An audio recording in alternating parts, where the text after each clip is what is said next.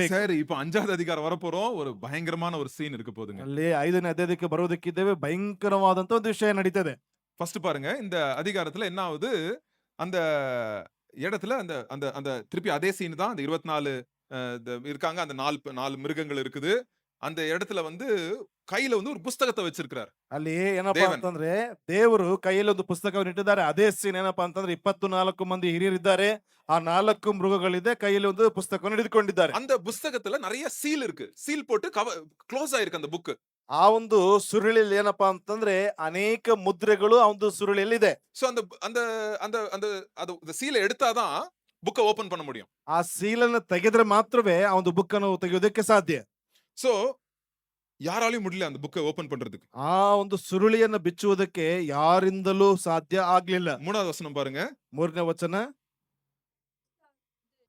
பூமி பூமி கீழா ஒருவன் அந்த புக்க பார்க்க கூட முடியாதாம்.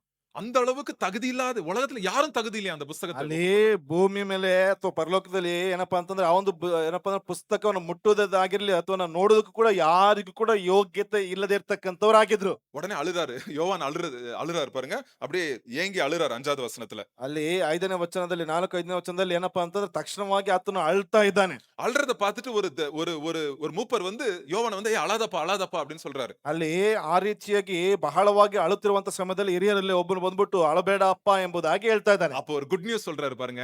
ಆಗ ಒಂದು ಒಳ್ಳೆಯ ಸುದ್ದಿಯನ್ನ ತಿಳಿಸ್ತಾ ಇದ್ದಾರೆ. என்ன பாருங்க 5வது வசனம் 5வது அதிகாரம் 5வது வசனம். 5ನೇ ಅಧ್ಯಾಯದ 5ನೇ ವಚನ. ஒரு நோக்கி அளவேதோ யூதா கோத்திரத்து சிங்கமும் தாவீதின் வேருமானவர் புஸ்தகத்தை திறக்கவும் அதின் 7 முத்திரைகளையும் உடைக்கவும் ஜெயம் கொண்டிருக்கிறார் என்றான். ஆமென். யாரும் முடியாதது யாரால முடியும்? யாரால முடியும்? இயேசு கிறிஸ்துனால முடியுங்க. ಅಲ್ಲಿ ಯಾರಿಂದಲೂ ಸಾಧ್ಯ ಆಗದೆ ಇರ್ತಕ್ಕಂಥದ್ದು ಯೇಸುವಿಂದ ಸಾಧ್ಯ. அங்க இயேசு எதை போல வராரு பாருங்க. எப்படி வராரு இயேசு கிறிஸ்து அந்த சீன்ல? ಆ ಒಂದು ದೃಶ್ಯದಲ್ಲಿ ಯೇಸು ಕ್ರಿಸ್ತನು ಯಾವ ರೀತಿಯಾಗಿ ಬರ್ತಾ ಇದ್ದಾನೆ? 6வது வசனம் படிங்க. 6ನೇ ವಚನ. இப்பொழுது இதோ அடிக்கப்பட்ட வண்ணமாய் இருக்கிற ஒரு ஆட்டுக்குட்டி சிங்காசனத்துக்கும் 4 ஜீவன்களுக்கும் மூப்பர்களுக்கும் மத்தியிலே நிற்க கண்டேன். பாருங்க யாரு அடிக்கப்பட்ட ஆட்டுக்குட்டியா இயேசப்பா வராருங்க. ಅಲ್ಲಿ ಕೊಯ್ಯಲ್ಪಟ್ಟ ಅಥವಾ ಹೊಡೆಯಲ್ಪಟ್ಟಿರ್ತಕ್ಕಂಥ ಕುರಿಮರಿಯಾಗಿ ಯೇಸು ಕ್ರಿಸ್ತನಲ್ಲಿ ಬರ್ತಾ ಇದ್ದಾನೆ. இந்த பூமியோட ஃபியூச்சர் யார் கையில இருக்கு? ಈ ಭೂಮಿಯ ಭವಿಷ್ಯತ್ತು ಯಾರ ಕೈಯಲ್ಲಿದೆ? அந்த புஸ்தகத்துல இருக்கு. ಆ ಒಂದು ಸುರುಳಿಯಲ್ಲಿದೆ. அந்த புஸ்தகத்தை யார் ஓபன் பண்ண முடியும்? ಆ ಸುರುಳಿಯನ್ನ ಯಾರು ಓಪನ್ ಮಾಡೋದಕ್ಕೆ ಸಾಧ್ಯ? யாருங்க? Jesus only. ಯೇಸು ಮಾತ್ರವೇ. அவர் எப்படி வராரு? எந்த வேஷத்துல இயேசப்பா வராரு? ಯಾವ ವೇಷದಲ್ಲಿ ಬರ್ತಾ ಇದ್ದಾನೆ ಯೇಸು ಕ್ರಿಸ್ತನು? ஒரு ஆட்டுக்குட்டி போல வராருங்க. ಅಲ್ಲಿ ಒಂದು ಕುರಿಮರಿಯ ರೀತಿಯಲ್ಲಿ ಬರ್ತಾ ಇದ್ದಾನೆ. பாருங்க ஆண்டவர் அதான் சொல்றாரு. தாழ்மையுள்ளவனுக்கு கிருபை அளிக்கப்படும். ಅಲ್ಲಿ ತಾಳ್ಮೆಯುಳ್ಳವನಿಗೆ ಕೃಪೆ ಅದು ಸಿಗ್ತದೆ ಎಂಬುದಾಗಿ அப்படி ವಚನ. அடிக்கப்பட்ட ஒரு ஆட்டுக்குட்டியா ரத்தக்கரை ஒருவேளை இருந்திருக்கலாம். சோ அது அடிக்கப்பட்ட ஆட்டுக்குட்டியா இயேசு கிறிஸ்து பரலோகத்துல வந்து நிக்கிறாரு. ಅಲ್ಲಿ ಕೊಯ್ಯಲ್ಪಟ್ಟದಕ್ಕಾಗಿ ನಿಂತಿರುವಂತಹ ಒಂದು ಕುರಿಮರಿಯ ರೀತಿಯಲ್ಲಿ ಯೇಸು ಕ್ರಿಸ್ತನ ಒಂದು ಭಾಗದಲ್ಲಿ ಬರ್ತಾ ಇದ್ದಾನೆ. உடனே என்ன பண்றாங்க? ತಕ್ಷಣವಾಗಿ ಏನ್ ಮಾಡ್ತಾ ಇದ್ದಾರೆ? எல்லாம் அப்படியே உழுறாங்க. இயேசு கிறிஸ்துவை பார்த்து அப்படியே உழுங்க வணங்குறாங்க பாருங்க. 8வது வசனம் பாருங்க. 8வது வசனத்தை எல்லாரும் இயேசு கிறிஸ்து முன்னாடி அப்படியே வணங்குறாங்க. ಅಲ್ಲಿ 8ನೇ ವಚನದಲ್ಲಿ ಗಮನಿಸಿದ್ರೆ ಎಲ್ಲರೂ ಕೂಡ ಏನಪ್ಪಾ ಅಂತಂದ್ರೆ ಆ ಒಂದು ಕುರಿಮರಿಗೆ ಅಡ್ಡ ಬೀಳ್ತಾ ಇದ್ದಾರೆ. எல்லாரும் ஒரு பாட்டு பாடுறாங்க. என்ன பாட்டு பாடுறாங்க? ಎಲ್ಲರೂ ಒಂದು ಹಾಡನ್ನ ಆಡ್ತಾ ಇದ್ದಾರೆ. ಏನನ್ನ ಆಡ್ತಾ ಇದ್ದಾರೆ? 9வது வசனம் படிங்க. என்ன பாட்டு எல்லாரும் பாடுறாங்கன்னு பாருங்க. ಅಲ್ಲಿ 9ನೇ ವಚನದಲ್ಲಿ ಏನಂತ ಆಡ್ತಾ ಇದ್ದಾರೆ? தேவரே புஸ்தகத்தை வாங்கவும் அதை முத்திரைகளை உடைக்கவும் பாத்திரராய் இருக்கிறீர்.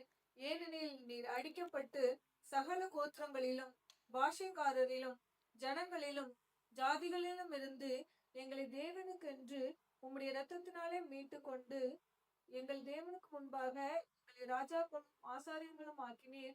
நாங்கள் பூமியிலே அரசாளுவோம் என்று புதிய பாட்டை பாடி புதிய ஒரு பாட்டு பாடுறாங்க. ஆண்டவரே நீங்க ஆண்டவரே உங்களோட ரத்தத்தை கொடுத்து என்ன பண்ணீங்க? நீங்க பூமியில இருக்கிற ஜனங்களெல்லாம் என்ன பண்ணீங்க? நீங்க மீட்டு கொண்டீங்க ஆண்டவரே அப்படின்னு சொல்றாங்க. ಅಲ್ಲಿ ಏನ್ ಹೇಳ್ತಿದಾರೆ ಅಂತಂದ್ರೆ ನಿಮ್ಮ ರಕ್ತದ ಮೂಲಕವಾಗಿ ಸಕಲ ಕುಲ ಭಾಷೆ ಪ್ರಜೆಗಳನ್ನ ಏನಪ್ಪಾ ಅಂತಂದ್ರೆ ದೇವರಿಗಾಗಿ ಕೊಂಡುಕೊಂಡಿದ್ದೀರಿ ಎಂಬುದಾಗಿ ಹೇಳ್ತಾ ಇದ್ದಾರೆ. அப்புறம் வெறும் ஹெவன் மாத்திரம் ஆண்டவருக்கு வந்து பவ் டவுன் பண்ணல. ಕೇವಲ ಪರಲೋಕ ಮಾತ್ರ ಕೂಡ ಅವರಿಗೆ ಅಡ್ಡ ಬೀಳಲಿಲ್ಲ. பாருங்க 13வது வசனத்துல யாரெல்லாம் விழுறாங்க பாருங்க. 13ನೇ ವಚನದಲ್ಲಿ ಯಾರೆಲ್ಲ ಅಡ್ಡ ಬೀಳ್ತಾ ಇದ್ದಾರೆ? பூமியிலும் பூமியின் கீழும் இருக்கிற சிருஷ்டிகள் யாவும் சமுத்திரத்தில் உள்ளவைகளும் அவைகள் அவற்றுள் உள்ளடக்கிய வஸ்துக்கள் யாவும் ம். சிங்காசனத்தின் மேல் வீற்றிருக்கிறவர்க்கும் ம். ஆட்டுக்குட்டியானவர்க்கும் சோஸ்திரமும்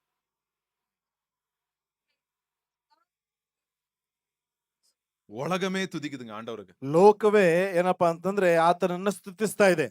சமுத்திரத்துல இருக்கிற, பூமி கீழ இருக்கிற, பூமிக்கு மேல இருக்கிற எல்லாரும் ஆண்டவருக்கு ஏசப்பாக்கு என்ன பண்றாங்க? வணங்குறாங்கங்க. ಅಲ್ಲಿ ಆಕಾಶದಲ್ಲಾಗಿರ್ಬೋದು, ಭೂಮಿಯ ಮೇಲೆ ಆಗಿರ್ಬೋದು, ಭೂಮಿಯ ಕೆಳಗಡೆ ಸಮುದ್ರದ ಮೇಲೆ ಇರ್ತಕ್ಕಂತ ಎಲ್ಲವೂ ಕೂಡ ಆತನನ್ನ ಸ್ತುತಿಸಲ್ಪಡಬೇಕು. பாருங்க எப்படி இருக்கு அந்த சீன் எப்படி இருக்கு பாருங்க. ಆ ಒಂದು ದೃಶ್ಯ ಯಾವ ರೀತಿಯಾಗಿರ್ತದೆ ಗಮನಿಸ್ರಿ. இதெல்லாம் ஒரு நாள் நம்ம பார்க்க போறோம். ಇದೆಲ್ಲವನ್ನ ಒಂದು ದಿವಸ ನಾವು ನೋಡೋದಕ್ಕಿದ್ದೇವೆ.